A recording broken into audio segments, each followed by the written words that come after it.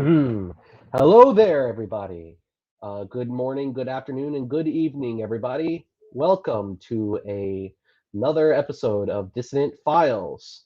Today, I have back on for the second time Todd Lewis of the Praise of Folly podcast.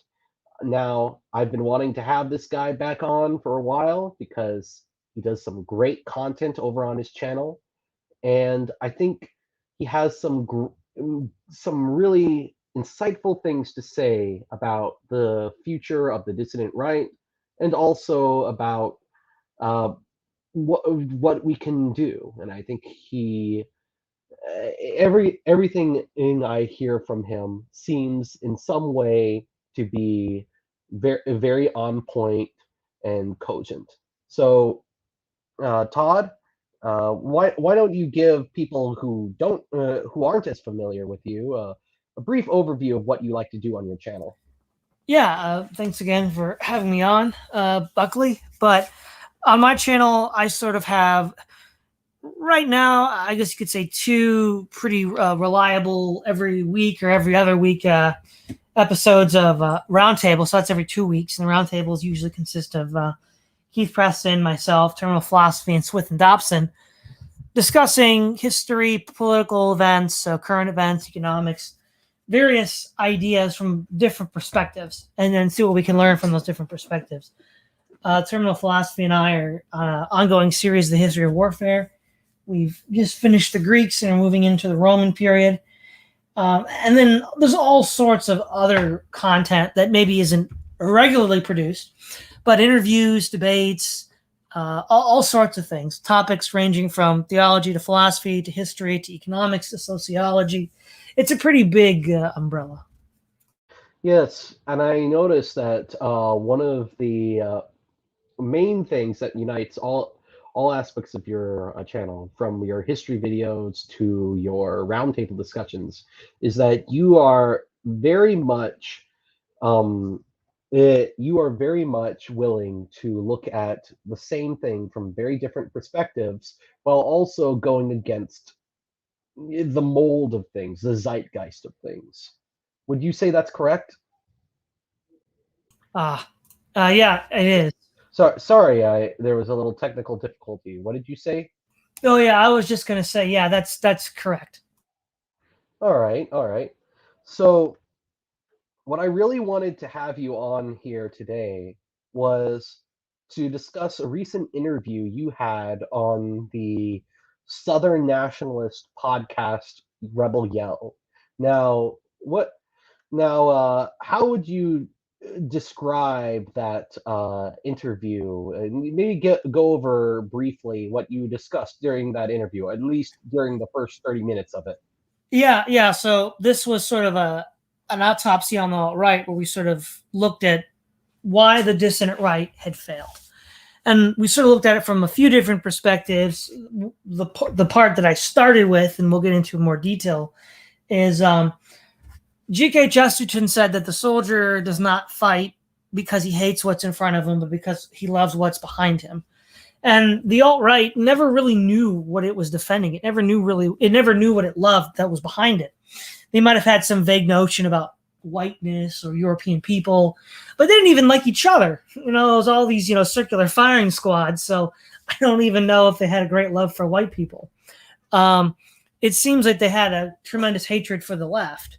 We sort of analyzed the pathological personalities that were involved, the pitfalls of anonymous political organization. That's no substitute for face-to-face relationships, and various sort of organizational methods that one would want to use in the future to avoid those pitfalls. Right, right. I remember something very striking about Richard Spencer in particular. To name drop a very infamous figure. One of the things that really struck me about Richard Spencer was just how much he despised middle Americans. How much he despised the kind of classic Americana people, and how he he went out of his way to alienate them, and he went out of his way to say, well, these people I don't like. Well, I mean, you can have your criticisms of Middle America, and I certainly do. But one thing, one thing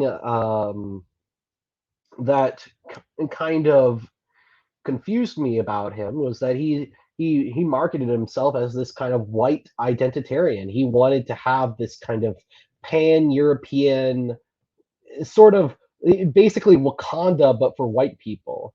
All right, well, what are we? In that case, it seems like you're trying to uphold this kind of idealized future that doesn't even have a people yet. It seems like you're just going off of aesthetics, which is exactly what the problem is with the left, because leftists always, what I've noticed with a lot of leftists is that they tend to have these idealized aesthetics in their head, and then they just want to impose them onto reality without any regards to the actual good of the people that they're supposedly fighting for. And I think that's a symptom of, and that's a symptom of this kind of, um, depending on how you look at it, it's either a symptom or a cause of the problem that you were pointing out. Well, certainly this starting with aesthetics rather than something more substantive is a problem. So in the same way that we often hear that culture is downstream from politics, or politics is downstream from culture. Culture itself is downstream of two things: an embodied people and a set of intellectual principles, which right now neither the right nor the left actually have. What now? I mean, I think one of the reasons why that might be is because, um, whenever I discuss these kinds of principles with other right wingers, there are certainly a large faction of them who do not they can't seem to agree on these kinds of first principles. You have a large number of people who on the right who are cultural relativists. They are not and nominalists and and they are into all these kinds of esoteric occult stuff. So they can't really agree on these kinds of first principles, fundamental views, etc. Yeah, that's true, and I think that's one of the problems, because when we look at, well, let's look at again the quintessential penultimate culture that was created, the fictional world of Tolkien's Middle Earth. The reason why Middle Earth has stood the test of time was because it was rooted in certain rigorous intellectual philosophical foundations. Certainly a broadly Christian foundation, certainly a broadly Thomist foundation.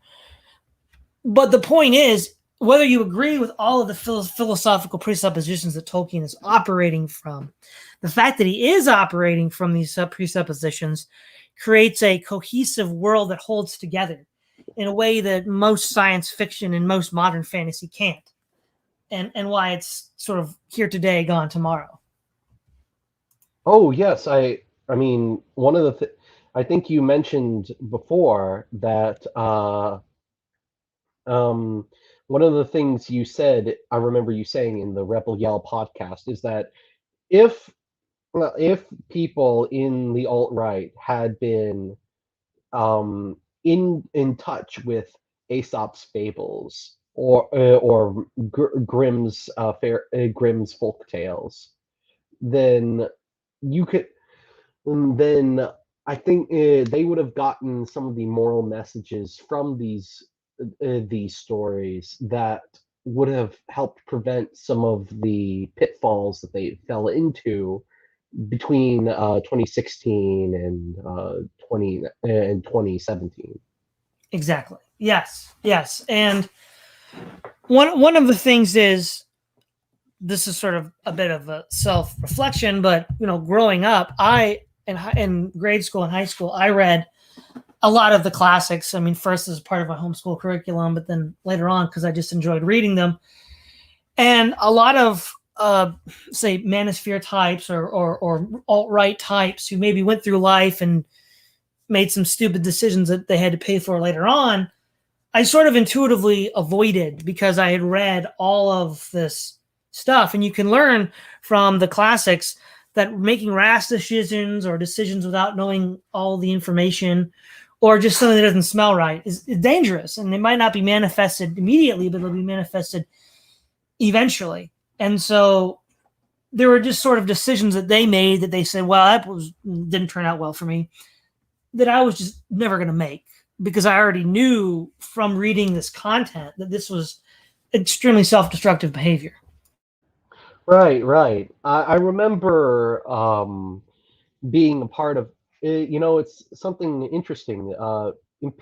There's this group called Imperium Press, and we'll talk a little bit about them later. But they sort of want to be this classics department for the dissident right, and make basically based reprintings of all the classics like the Iliad and European folk tales and things like that. And I remember reading a post they put on Telegram that said something to the effect of, some of the old European folk tales that uh, that we take for granted have important political messages. For example, applying the tale of the goose that lays the golden eggs, applying that principle to free trade and how we have to take care of the goose that lays the golden eggs. We can't just cut the goose open and hope that the golden eggs will just all spill out at once. Yeah, and or like Midas and his touch, how a lust for gold can even destroy that which you love the most. And yeah, it's the oldest, the sort of the older generation, what you might call the paleo conservatives, people like Pat Buchanan, people like Peter Brimlow, people like Paul Gottfried, they understood the classics, and to some extent they were acquainted with it, but they never really made it a large part of their platform, and certainly never passed it on to younger generations who, given that they grew up after the classics were essentially replaced in the academy with this woke, paused, progressive material. I'm not necessarily blaming them. How would they have known? How would they have found it? But I am disappointed that the older generation didn't do their part to transfer that forward. Yeah, I mean, you pointed out how the only major political figure who was making a big stink about the war against the classics in universities was a homosexual Jew named Alan Bloom. Yeah, I know, right? Yeah, that's his Closing of the American Mind. By the way, that's a pretty interesting book. I personally found that. I mean, Alan, say what you will about Alan Bloom. I certainly have problems with some of his readings of Socrates, for example, but he at least understood that, if nothing else, that the classics were important. And I think part of the issue that we're having right now is that what we're seeing is just a kind of cultural amnesia in the Western mind that leads to this sort of view that we all seem to think that everything was, I don't know, just I don't know how to describe it except having this kind of goldfish mentality where you think that everything that's happening right now is just the first time it's ever happened. And it's this kind of surreal hyper reality. I mean, it touches even mundane things like the weather report. You have I can't everything, every election is like a historic election. downpour Yes. that the weatherman predicts is this record downpour. And there's just no sense of historical scale, and that's just I can't. And it leaves people who actually pay attention feeling totally jaded, honestly, because Yeah. at some point you just get tired of it, and you start thinking, well, if this is historic, awesome, superb, over the top, then color me unimpressed. Exactly.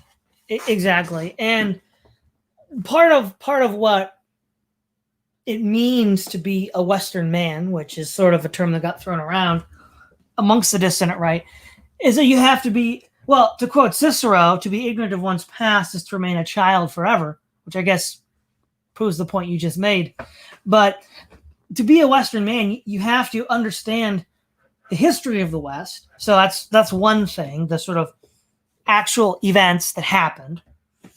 But then also you have to look at the Western canon, which is not something that's picked by any one individual. It's the collective assessment over millennia by Western civilization of what is valuable, what is good, what it means to be Western man, and what we're aspiring towards.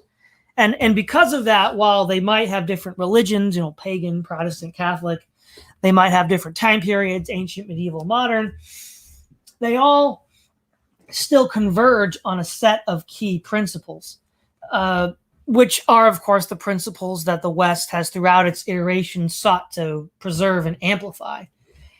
And really, maybe some of the paleocons know what that means, but they're all old and they don't talk about it anymore. So almost nobody on the right knows what that means anymore. Just for example, the basic concept of loyalty, which is completely lost, as we saw with the infighting amongst the alt-right and the sort of, money seeking of normie conservatives. At the end of the Odyssey, when Ulysses returns home and kills all the suitors, the swineherd, who for 20 years, hopefully, faithfully served Penelope and waited for Ulysses to return, was finally rewarded for waiting. He had a house constructed right next to Ulysses, and since Ulysses was the king of Ithaca, he then granted the swineherd a wife and some land to live on and set him up real good. The idea that you would honor somebody for being loyal to you and set them up is completely gone today. But that is like a precondition of being a Western man. You have to honor integrity, and reward integrity. I mean, one of the things that I've seen within my Christian upbringing, and I think it's not just Protestant, I think you see this with Catholics as well and Orthodox, is it tends to be that in my generation, when you grow up, we're all told to behave, in a sort of Christ-like fashion. But the people that get all the money, that get all the prestige, are the ones that don't act in a Christ-like fashion. And it's like, well, hold on a second. What are you trying to encourage here? Are you trying to encourage? If you wanted to encourage, the good behavior, you'd reward it. And that's not to say that, good behavior should be done for material rewards. It shouldn't. As Christians, we say that it should be done for an eternal reward. But nonetheless, Christ does promise that material rewards will follow for good behavior. So you got to do it. And of course, to use an economic term, you get what you subsidize. So if you subsidize bad behavior by rewarding it, then don't be surprised if you get bad behavior. Yeah. I mean, people of our generation tend to forget, but you did touch on this.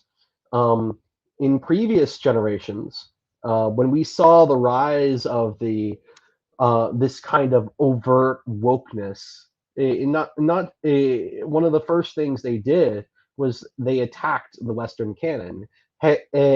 Hey ho, Western Civ got to go. You Yep. remember that slogan? Yes. I mean, it was before our time, but it even I know about it from reading about the history of previous iterations of the culture war, and these kinds of feminists, Marxists, intersectionalists, all of these types, what they all whatever their specific differences were, they all converged on both denying the existence of the canon so that they could water it down with second and third rate texts, and also they released what they did was they released editions of the canon that purposefully and intentionally misread what it said. You have feminist readings of Shakespeare, for example. Yeah, that's a common thing. Feminists or queer readings of these classic Yep. texts instead of you're essentially trying to read modern left wing ideology, something extremely parochial. I mean, nothing about modern leftism would have ever survived outside of the kind of West Coast, East Coast bubble that you see today. Um, Especially not in the societies in which these ancient texts and these medieval texts and even these early modern texts were written. But they sort of they act as though their way of reading these texts is the way to read these texts. Yes. Yeah, and that's a huge problem. So they're sort of pulling the rug out from underneath you by, saying that Shakespeare's full of phallic symbols and then Antonio and Bassanio from The Merchant of Venice are homosexual lovers. Total nonsense. But the other thing that they've done as well, as far as pulling the rug out from underneath us, is sort of rewriting history itself. One broadly speaking, up until 1945, the great, classic and medieval historians were considered basically reliable, and that the goal of the historian was to somehow synthesize all this into a broader picture. I mean, obviously, those historians in the past disagreed with each other, and that's part of the role of a historian to parse that out. But they were considered to be fundamentally veridical. Whereas after World War II, the shitlibs took over, and they said all the ancient and medieval historians are basically false. They're basically all just exaggerating. They're the oppressor class, writing about the people they defeated, the victim class, and therefore we can't trust what they say. And that's all because of a Marxist interpolation of all this stuff. And then, I don't know, maybe in the 80s or 90s, there was a slight pivoting where they're like, well, there's a third group that says, well, hold on, maybe there's more truth in the old sources than we were willing to give him. But, we're still not going to go all the way. And that just begs the question, once you have this third section come up, it's like, why is it that we even have this? I mean, if the original was true in part, maybe the original was true in whole, in which case, why would you do that? Well, partly we know why, because they're afraid of repercussions. But one of the worst or best examples of this, depending on how you look at it, is the 5th century Saxon conquest of England. In the 5th and 6th centuries AD, the Angles, Jutes, and Saxons invaded England, and there are essentially 3 sources that describe it. There's Gildas, there's Bede, and there's the Anglo-Saxon Chronicles, all of which describe a violent military conquest of the Saxon pagans against the Romano-British Christians. And, obviously the Anglo-Saxon Chronicles also pro-Anglo-Saxon. So the fact that the Anglo-Saxons are described as aggressive and vicious and pagan, doesn't really make a lot of sense if they're trying to write something that's favorable to them, unless it's true. And so using this Marxist idea that, the people that won were the monks and they were the privileged oppressor class, we're just going to say, nope, they're all wrong. And the Saxons were just, peaceful economic migrants that engaged in, interracial marriage. And that's the stupidest thing I ever heard. We can look at DNA testing that shows that the female lineage of the Romano Britons is alive and well, but not the male lineage. Usually means the males were all killed, or the majority were killed. So it creates this false impression that the Saxons, and they're doing the same thing with the Vikings now, were just peaceful traders, which is a complete joke. They were brutal, violent raiders And now, when it comes to YouTube, recently, William, you mentioned that there was this one guy on Telegram talking about how bad history was on YouTube, and it is bad. Oh One of yeah. Tell us a bit about the kind of you've talked a lot with me in private about the just the level of pausedness in YouTube history. I mean, wasn't there this one guy who he gets all this one gamer guy gets all these accolades and privileges, and while someone who's been personally trained in the academy, you've been left in the dust because you just don't have the right politics. yeah. There's two examples that I think really illustrate this. One is the YouTube channel Invicta.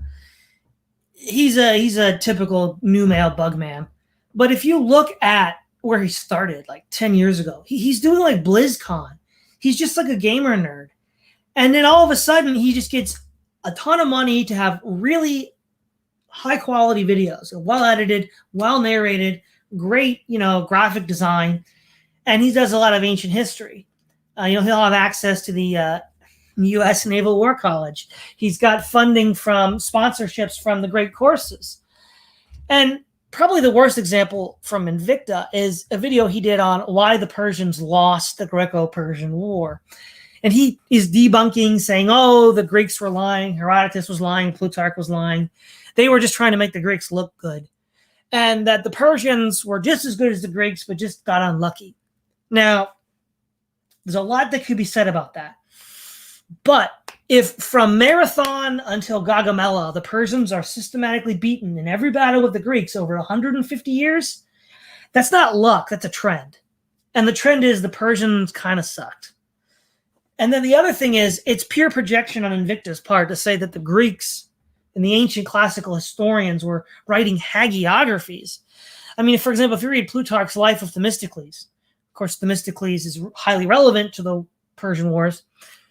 Plutarch gives you a wide variety of different interpretations of various events in his life, saying that, well, some people say this, some people say that.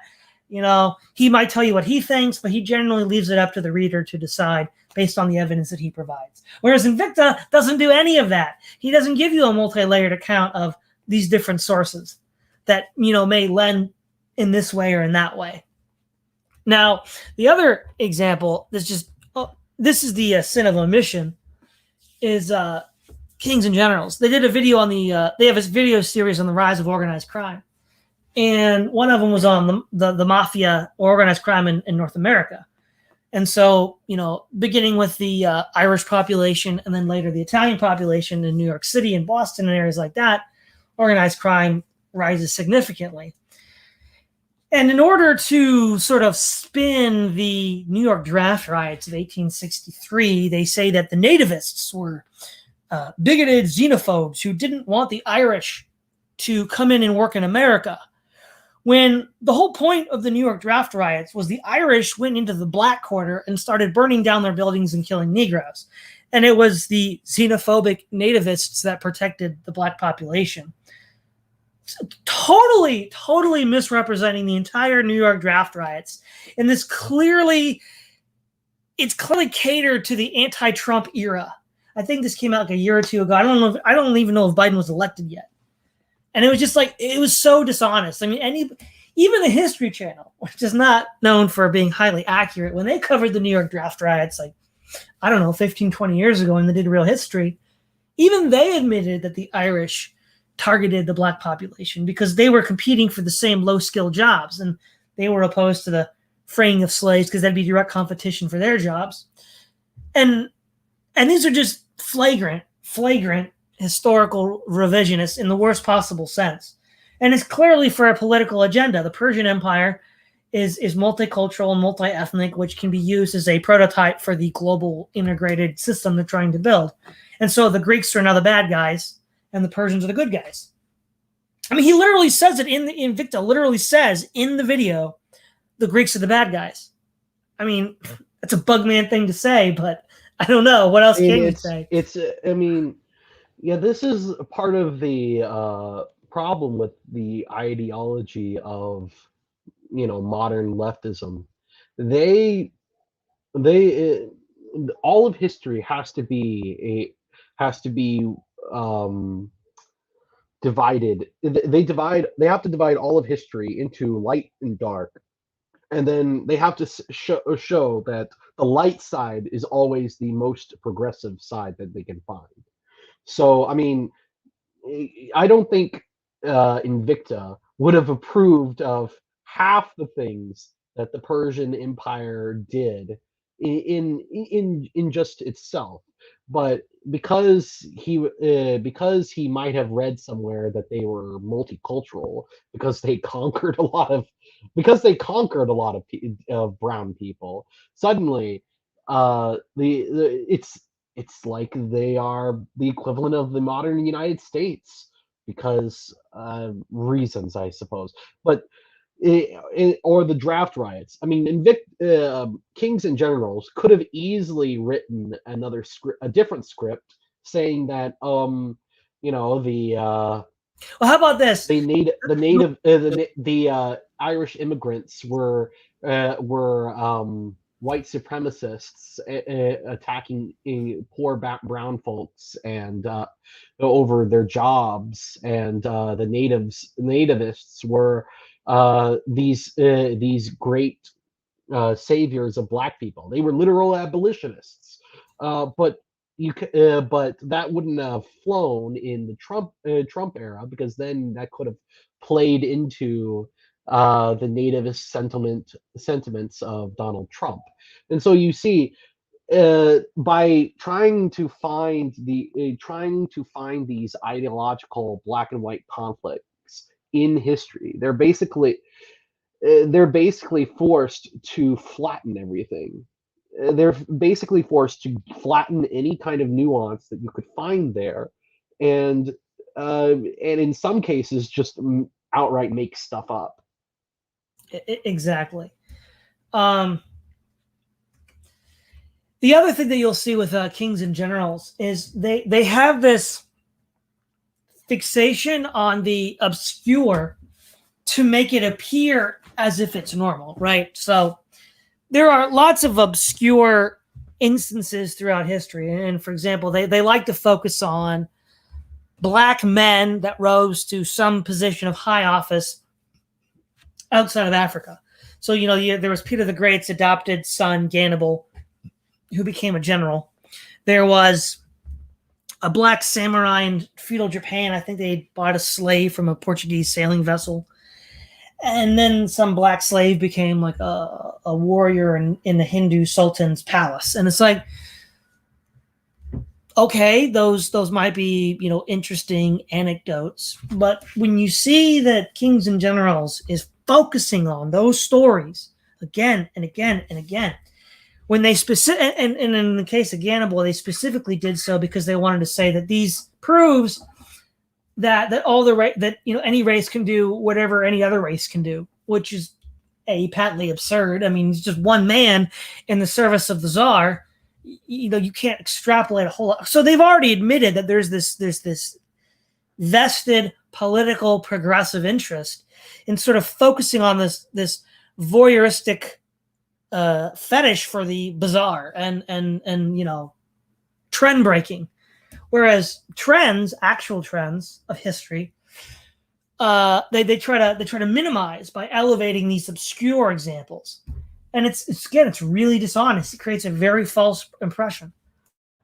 Yeah, exactly. And and I've seen this talked, and you see this somewhat in the BBC's efforts to rewrite British history so that Black people have always been major contributors to Britain. They'll do go as far as to write Anne Boleyn as a Black woman, for example, and and they have two ways of defending this. The first is they have the brain dead defense, which is that, oh, Anne Boleyn was actually a black person. We was kings, which is patently absurd. But the other more sophisticated defense is would be someone going and saying, "Well, this wasn't literally true, but for the sake of our political cause, we have to pretend that it's true, because it'll lead to a better outcome, for us politically." Which, okay, well, at that point, you're not actually doing history; you're writing historical fan fiction. Uh, we Yes. we have a we have a different. That's a totally different genre. I mean, we that's a totally different genre, but it's not as prestigious because within historical fan fiction, you also have things like Abraham Lincoln being a vampire slayer. The other thing too about history is because it's been so inundated by the paused left, intersectionalism, feminism, oppression narratives. It's so utterly boring that fewer and fewer people want to study history. I mean, one of the things growing up, is people would tell me that they hated history, and I'm always like, why? And because I loved it, but part of it is presumably they were getting educated with these really really bad history texts, and the other thing too, with this is all throughout the country, major universities are essentially shutting down their history graduate programs because people aren't taking them. Which I suppose on the one hand could be a good thing if they're not being brainwashed with progressive nonsense. That's good, but it's bad, and now we're losing our last hold on the past. So, um, yeah, I think that is something that I mean, maybe you could talk a little bit about just the kind of politicization you're seeing in general, not just in just the history and the Western canon. What do you think? Where do you think this kind of politicization is going? The direction the politicization is going to go in the future? Do you think that they're just going to stop talking about Shakespeare and in the history of the Greco-Roman War? Do you think that they're just going to rely on people like Invicta to educate our kids into having the right opinions on history? What do you think is going to be the future of this? Yeah, that's a good question. So we already know with the case of the canon that the canon has essentially been eliminated. Um, there was a period in time where like people would try to like do modernized twists on Shakespeare as I guess a sort of way to make him palatable to a modern audience. But by and large, those efforts were I don't think successful, and they don't do them anymore. So any sort of attempt to make Shakespeare modern seems to have failed, and they just don't do it anymore. And I also read recently "Closing of the American Mind," and Alan Bloom says that the most effective kind of tyranny is that tyranny which doesn't censor what you think, but so conditions and it indoctrinates you that you don't even know what you don't know. Right? You don't rebel not because they're censoring what you're saying and what you could read. You don't even know you could say or read those things. And I think that that's the course we're going because it's the most effective way to control the population, which means we probably won't have history anymore. It's going to be like Yeah, next. we will.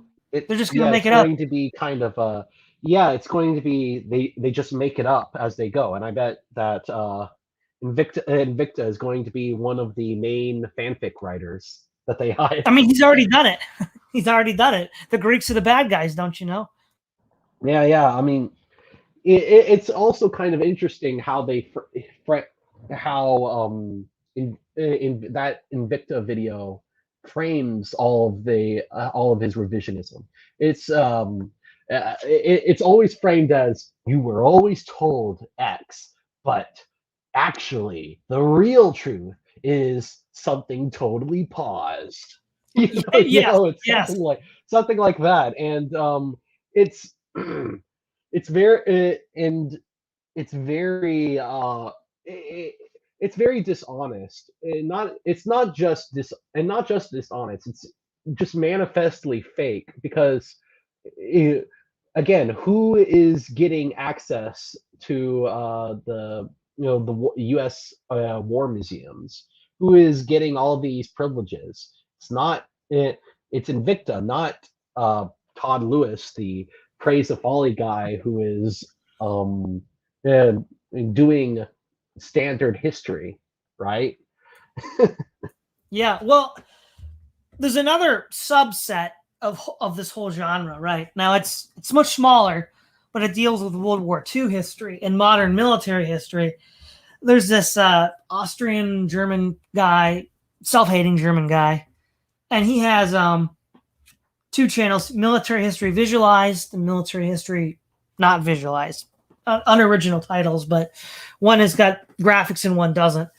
And then another guy called the Chieftain's Hatch. That's his channel, and they go around like debunking what we all know to be true. Like, for example, they'll try to argue that the Sherman was a great tank, even though it obviously was not. The German Panzers at the end of the war were just qualitatively way better than the Americans. They'll say things that are just palpably false, but you know why they're saying it. They're saying it because they're patsies. They're working for somebody else. The best example of this is the Chieftain's Hatch was trying to debunk this idea, which again we all know is true, is that one of the reasons why U.S. tanks in World War II were so subpar was U.S. doctrine at the time, under a certain Napier, said that tank destroyers fight tanks, whereas tanks fight everything else. That was the U.S. doctrine. And he said, well, that's ridiculous, because if we look at U.S. tank destroyers and his hour-long video on U.S. tank destroyers, why don't we see them having bigger, better guns before U.S. tanks do? And I'm like, we do. The M36 Jackson was deployed in, I think it was September, October of 1944, like 5 months before the Pershing. And the M36 Jackson had a 90mm anti-tank gun, one of the only few Allied armored fighting vehicles that could knock out a Tiger. Now, why would he leave out the Jackson? Everybody knows about the Jackson. Well, because, and of course, his acolytes, his mindless zombie fans didn't call him out for that. I mean, anybody that plays, Company of Heroes knows what the M36 Jackson is. It's one of the call-in vehicles for the U.S. faction. So he had an agenda, and he was going to warp history to fit it. This is the most shameless. It's just shameless. Yeah, I would agree. Hold on a second. I'm getting a call. Maybe you could continue on those lines and talk about more stuff about history. Yeah, sure. But yeah, with these other guys, these sort of quote unquote military history people, like I said, the Chieftain's Hatch and military history visualized, is they'll also have this like bipolar schizophrenia, where on the one hand it's very trendy to debunk the military performance of the Wehrmacht in World War II, saying, oh, well, per all you Panzer weebs, the Germans really weren't that good after all. I mean, blah blah blah. They're gonna analyze it to death. But then on the other side of their mouth. Yeah. Sorry, I just got back from the call. Continue, please, about the other side of the mouth. Yeah, but on the other side of their mouth, they say, well, we had to fight Hitler because he was going to take over the world.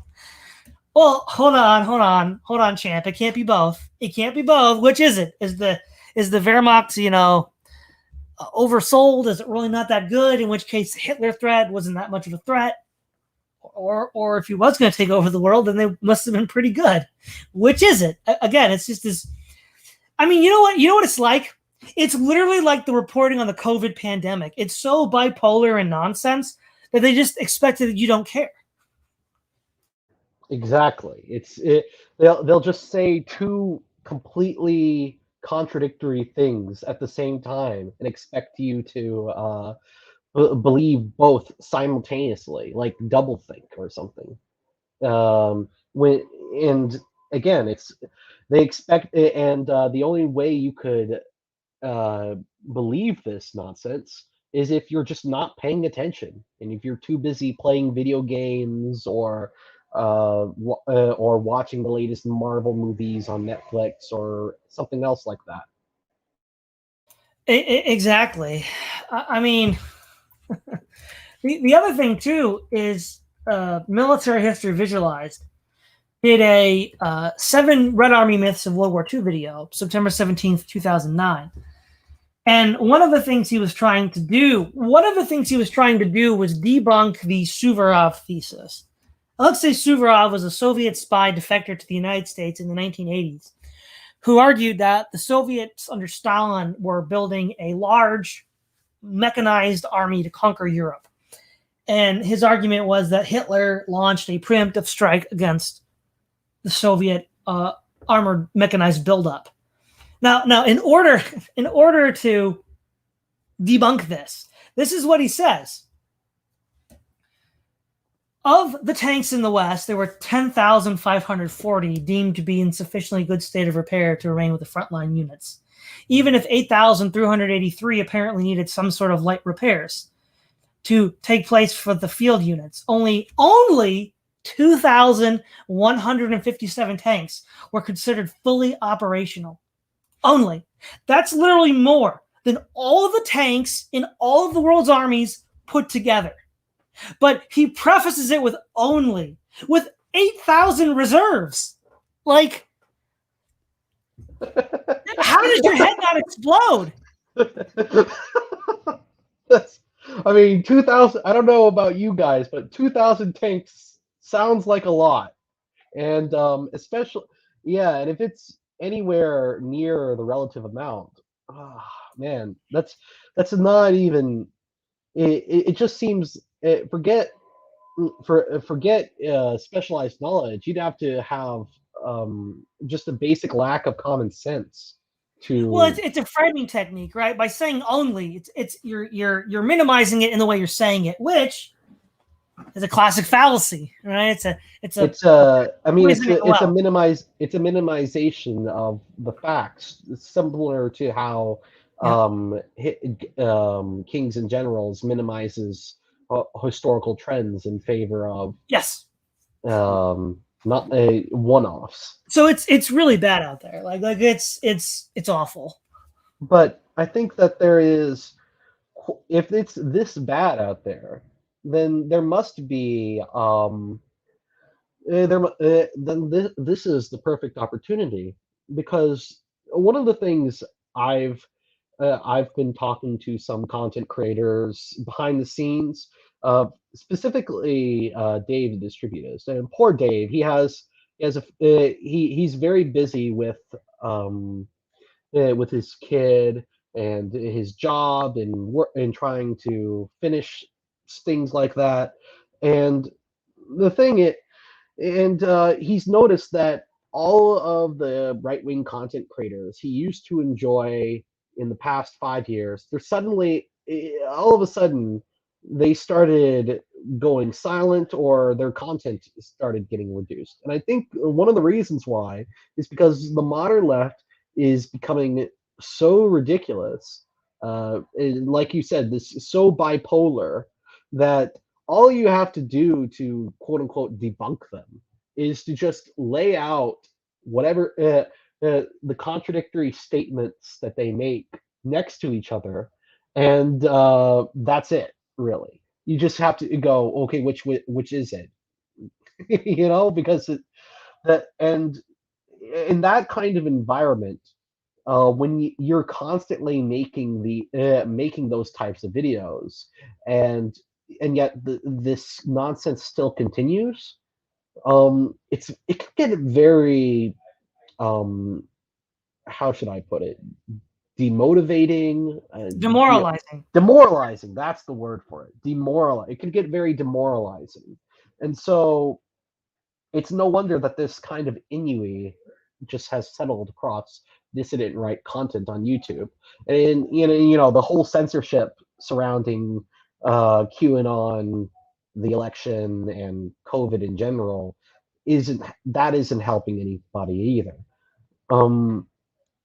But I think this kind of you see the left dropping all these balls in terms of the Western canon, and in terms of uh, making good history.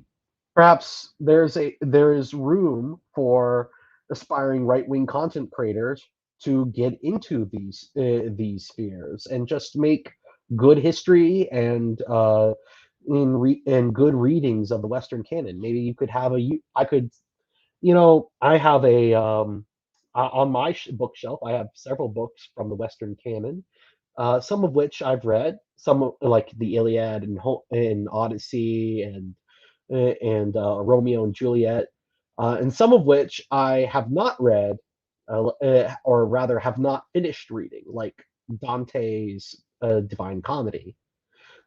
I mean, on my channel, I can see myself making a video a week about a chapter of the Divine Comedy each week, and talking a bit about that, and just being and just talking about this sort of stuff. I mean, that's just I already have a channel dedicated to ethics and politics. You could be just a completely new YouTuber. Just go on and start making videos about history and the Western canon.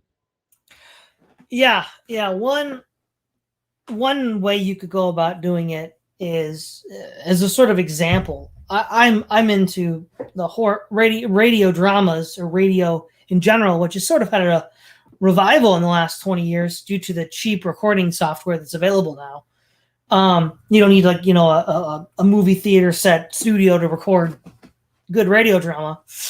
I like horror a lot, and there's a lot of what you might call vintage horror. Horror Babble, for example, like has people reading from H.P. Lovecraft or Algernon Blackwood, and also there's some interesting channels that discuss paranormal stuff, like Bedtime Stories and Think Anomalous, where they just have these videos, these scripted videos where they talk about this or that strange event and try to make sense of it. Now, neither of these two are political. Of course, it makes it more marketable that way, and I'm sure all these groups have Patreons of some kind, and they can generate revenue that way. Because ultimately, ideally, you'd want to be able to have an incoming revenue stream doing this, so you could just do it full time and really, make a dent. Because obviously, these faux historians are paid to do it full time. It's just you'll not be able to keep up unless somebody can pay you to do it full time. And I mean, that's ultimately the ideal. The other thing is, I remember years ago, Dave talked about reaching out to, actually, I think it was mothers to get like children on board, or no, mothers with children. Well, one obvious way to do it is to have readings of prominent children's literature, like Aesop's Fables, like the Brothers Grimm, like C.S. Lewis Chronicles of Narnia, like The Hobbit. And you could just have, like, you call it story time or something, and you just read those stories, and you then get them out there. And, if you do it, well enough with a good enough voice actor and you good enough recording software, you might even be able to have a Patreon where people will pay you to do it because they really like it. And then, of course, for more adult audiences, you'd want to read stuff like Shakespeare and whatnot. History, yeah, that's going to be a little harder. You're just going to have to start with streaming. You're not going to have any, slick videos. You can't keep up with Kings and Generals or Invicta. They got too much money, too many people. So, I mean, if you want to do nice videos, you can. But I just think that would slow you down too much. You just want to get content out there, get the history out there. Treat them more like maybe half-hour lectures or something. Or also, on the dissident right, everybody loves to hate PragerU, but PragerU's 5-minute video system has been extremely effective in getting the normie conservative message out there. So if you could somehow figure out how to do that for like non-paused history, that could be very effective at getting a sort of like pro-Western civilization, pro-Western canon. I don't know, like a Romeo and Juliet in 5 minutes, something like that. All of those are just ideas. Oh yeah, and I think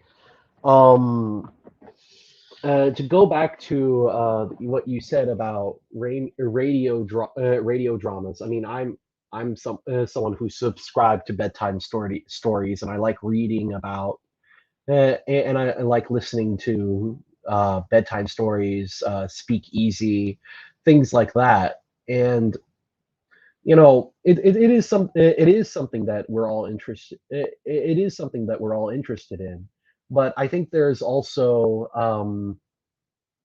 I think there's all I think there are also opportunities for, perhaps if you're an artist, maybe you can make a graphic novel of different parts of the Western canon. You could. I mean, I remember going to my cousin's house recently, and he reads something called the Action Bible, which is basically a graphic novel, which is a basically a it has graphic novel comic book versions of all the great biblical stories, but it's completely and while you could say that it's not over the top offensive to parents and children, but at the same time it doesn't it's not censored either. It's not it treats it's something that treats kids seriously. And you have the story of Samson, and Samson knocks over the pillar, and then everybody in there dies. But it's not there's nothing gory or lurid about how the stories are depicted, but it's depicted in a very matter of fact way. And that's a good middle ground to go in, right? You don't want it you don't want to turn it into something like Teletubbies, but you don't want it to be Yeah. over the top, lurid, graphic, or offensive either. It's just you depict history as it is, and not in this. One of the things that I just find nonsensical about the left is, on the one hand, their view of history is very childish, in that there are these overt good guys and bad guys. There are these and they're very two-dimensional, and the conflict's always depicted two-dimensionally. And it's very flat. I'm thinking stuff like out of Cal Arts, but on the other hand, see them at the same time uh, inserting sexual innuendos and LGBT propaganda and all this other stuff, all this inappropriate stuff into it. And then you're left thinking, okay, who is this for? Is it for 5-year-olds, or for their progressive parents? Is there a difference? As soon as I said that, I thought, well, I thought what you just said, but I didn't realize I was setting you up there. Well, okay, you know what? One of the things that would be nice to see is that all these dissident right channels, well, they're not talking about current events anymore, because, as you said, it's just pointless to deal with the self absurdity of it all. Either they quit talking about, they quit producing anything at all, or they engage in a kind of like dilettantism. Like, I mean, again, I've already mentioned my concerns with Moldbug and a lot of neo-reaction. It just kind of boils down to a kind of dilettantism. But to talk about actual history, to like talk about, Thucydides' Peloponnesian War, and have roundtables where people talk about that. You have to read it if you haven't read it yet. I mean, fine. But that's just part of reading the canon. Thucydides is a part of the canon. Or reading about, reading about the Second Punic War from Polybius and wars, Hannibal and Rome. And then talking about that. Like, again, sort of what I'm doing on my channel with the history of warfare. That doesn't have to be that. It just seems to be something that, of course, growing up, I read a lot about. A lot. And so I feel pretty competent to talk about it. But there are a lot of other historical aspects as well that are left out of the current zeitgeist, but to just just talk about the real stuff that happened and then try to analyze what happened. And, as far as like the analysis of things that happened, to the extent that my roundtables discuss history, that's exactly what we do. All right. So, how? So, I can't help but mention that one of the some of the better content to come out of the dissident right, what in recent months has mainly been in, Endeavor and Morgoth making reviews of old classic movies like Around the World in 80 Days, um, Lawrence of Arabia.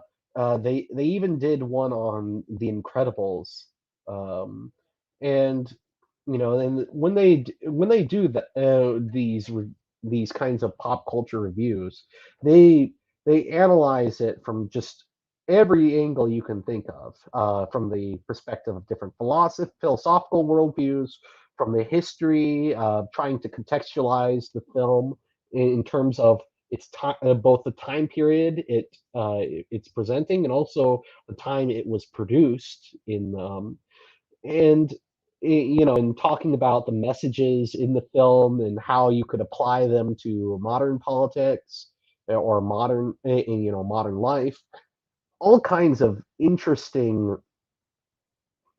all kinds of interesting things, and those are the most interesting. That's the most interesting content. Would you say that that kind of content, except instead of applied to pop culture, applied to real events in history and also the Western canon itself, would be a step forward? That would definitely be a lot better. All right. And so, to the I think that I think we'll have to cover this in greater depth, um, because we only touched a bit on stuff like radio dramas, and I think there's a wealth of ideas to be had when it comes to radio dramas, and maybe we could have more guests on for a kind of brainstorming session of sorts. Maybe it could even be on your channel actually, because my channel doesn't deal as much with that sort of thing. But your channel is a bit more dilettantish. Your channel is a bit more open to that kind of content. So perhaps, yeah, perhaps we could discuss that aspect at a later time. But I think, hopefully this interview has given some aspiring writers and content creators some interesting ideas from which they can go forward and produce them. Yeah. All right, all right. So to wrap things up, uh, just a little bit. Uh, I'm still working on. I'm working on on a few video scripts on different topics right now. I don't have anything planned in terms of live streaming, but I did recently release I release a Substack article about fascism. If you're interested in seeing, if you're interested in that kind of thing, I released that on my Substack. The link is on my YouTube channel. Um, I also have a Telegram, although I haven't yet restored the link to the Telegram because of personal reasons. But I'm planning on doing so after I finish this live stream.